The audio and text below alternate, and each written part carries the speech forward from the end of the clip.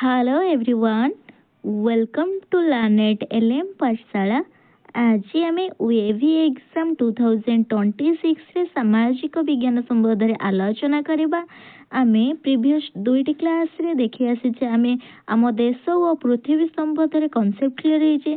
Second class रे आमे किछि आम देश और आम पृथ्वी संबंध में एमसीक्यू करथिले आउ रेस्ट एमसीक्यू आज आमे करबा, कारण मु कहितले आमे 50 एमसीक्यू एही टॉपिक रे करबा। प्रीवियस क्लास रे आमे 30 एमसीक्यू करथिले, आज आउ 20 एमसीक्यू कंप्लीट करबा। आसंतु देखिबा एही टॉपिक टी पूरा इम्पोर्टेंट रही अछि हमर वेवी एग्जाम 2026 पई। आसंतु देखिबा आजिरो प्रश्न, कर्कट क्रांति रेखा और मकर क्रांति रेखार मध्यवर्ती अंचल को कौन कहती? ग्रीष्म मंडल, नातिशीतोष्ण मंडल, उष्ण नातिशीतोष्ण मंडल, हिममंडल। करेक्ट आंसर ऑप्शन ए ग्रीष्म मंडल। कर्कट क्रांति रेखा और मकर क्रांति रेखार मध्यवर्ती अंचल को ग्रीष्म मंडल कहा जाई थाए। Next question,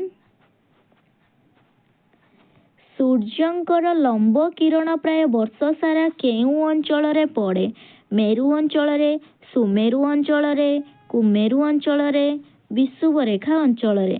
correct answer option D विषुव रेखा अंचल रे। सूर्यंकर लंब किरण विषुव रेखा अंचल रे पड़े। नेक्स्ट क्वेश्चन, सूर्यंकर किरण वर्ष सारा अधिक पाउथुबा अंचल को कौन कहा जाई थाए? सूर्यंकर जो किरण थाए वर्ष सारा अधिक पाउथुबा अंचल को कौन कहा जाए? ग्रीष्म मंडल, हिममंडल, उत्तर हिममंडल, नातिशीतोष्ण मंडल। करेक्ट आंसर ऑप्शन ए ग्रीष्म मंडल। सूर्यंकर किरण वर्ष सारा अधिक पाउथुबा अंचल को ग्रीष्म मंडल कहा जाई थाए। नेक्स्ट क्वेश्चन, मानचित्र रे सबुज रंगटी केउ अंचल दर्शाए? मालभूमि, समतल भूमि, जलभाग, पहाड़िया अंचल। करेक्ट आंसर ऑप्शन बी समतल भूमि। मानचित्र रे सबुज रंगटी समतल अंचल दर्शाए। नेक्स्ट क्वेश्चन, केउटी अन्य तीनोटी ठारू भिन्न? चीन, Brahmadesh, Bangladesh, Thailand. Correct answer option D Thailand. Thailand हेउची हमर अन्य तीनोटी ठारू अलगा। नेक्स्ट क्वेश्चन, विषुव वृत्त उत्तर भाग रे थिबा वृत्त को कौन कहा जाए? विषुव वृत्तर जो उत्तर भाग रे थिबा वृत्त को कौन कहा जाए? कर्कट क्रांति, कुमेरु वृत्त, मकर क्रांति, सुमेरु वृत्त।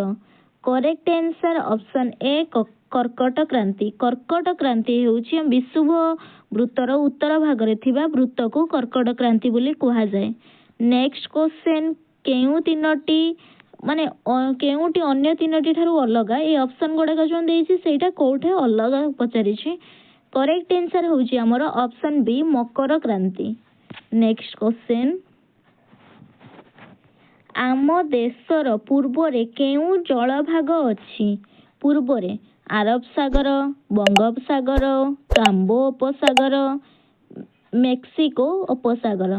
करेक्ट आंसर ऑप्शन बी बंगोपसागर। आम देशर पूर्व रे अछि हमर बंगोपसागर। नेक्स्ट क्वेश्चन, आम देशर पूर्व रे हमर केउ द्वीपपुंज रहिछि? अंडमान निकोबर द्वीपपुंज, लाक्षाद्वीप एक, हक्काइतो, cellular. Correct answer option A Andaman Nicobar द्वीपपुंज आमर देशर पूर्व रे रही अछि। नेक्स्ट क्वेश्चन, आम देशर पश्चिम रे केउ द्वीपपुंज अछि? करेक्ट आंसर ना होछि हमर लाक्षाद्वीपपुंज, ना अंडमान निकोबर द्वीपपुंज, ना श्रीलंका, ना निकोबर द्वीपपुंज। करेक्ट आंसर ऑप्शन ए हमर लाक्षाद्वीपपुंज आम देशर पश्चिम रे अवस्थित। नेक्स्ट क्वेश्चन, ग्लोब रे जल भाग सूचाउथुबा अंचल को की रंग दिया जाए? जल भाग सूचाउथुबा अंचल को केउ रंग दिया जाए? हळदिया, ना नील, ना सबुज, ना बादामी।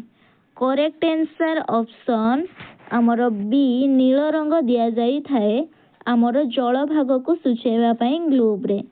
नेक्स्ट क्वेश्चन, आम देशर ऊपर को केउ देश अछि? चीन, नेपाल, भूटान, ना चीन, नेपाल, भूटान।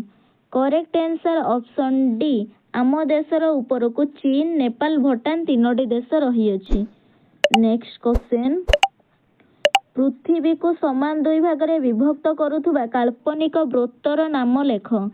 कर्कट क्रांति रेखा, विषुव वृत्त, मकर क्रांति रेखा, सुमेरु वृत्त। करेक्ट आंसर आमर ऑप्शन बी सुमेरु वृत्त आम पृथ्वी को समान दुई भाग में विभक्त करुछि। नेक्स्ट क्वेश्चन ग्लोब ऊपर ठीक मध्य भाग में थिबा रेखा को कौन कहती? कर्कट क्रांति, विषुव रेखा, विषुव क्रांति, मकर क्रांति, कुमेरु वृत्त। करेक्ट आंसर आमर ऑप्शन बी विषुव क्रांति। नेक्स्ट क्वेश्चन पृथ्वी रे केतोटी महासागर अछि? 5टी, 7टी, 3टी, 4टी। करेक्ट आंसर आमर ऑप्शन ए 5टी। पृथ्वी रे 5टी महासागर अछि। नेक्स्ट क्वेश्चन आम देश केउ महादेश रे?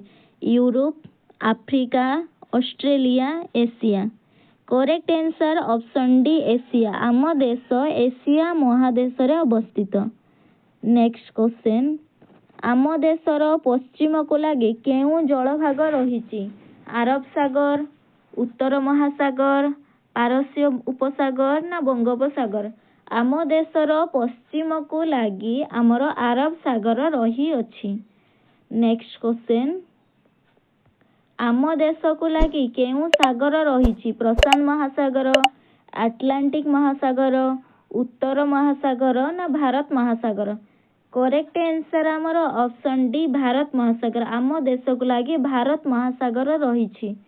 नेक्स्ट क्वेश्चन केउ देश जन शून्य महादेश रूपे परिचित?